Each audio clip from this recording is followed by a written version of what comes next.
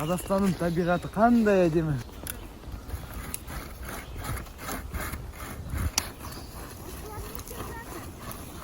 Сіздер неге ағашты кесіп жатсыздар? Бұл антропогендік фактор ғой. Табиғаттың әсемділігін көз алдынан көрсеткенде өзің бір сезімде тұрасың. Бірақ та сіздер не істеп жатырсыздар? Біздің мақсатымыз табиғатты аялап қорғау. Осылай істеуге дұрыс емес. Адамзаттың табиғатсыз күні жоқ, табиғаттың оны айтатын тілі жоқ.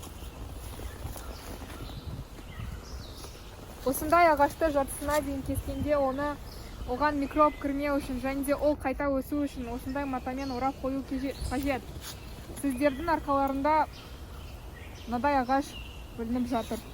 Дұрыс айтасыңдар. Расында да енді өзіміздің қателігімізді түсініп, табиғатты қорғауға сөз береміз.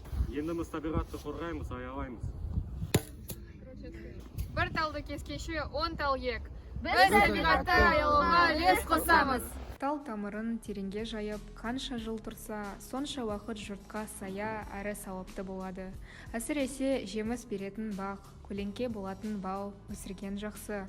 Халықта атадан мал қалғанша тал қалсын деген даналық сөз бар. Ендеше сол даналық сөзімізді мәңгілік жадымызда ұстайық.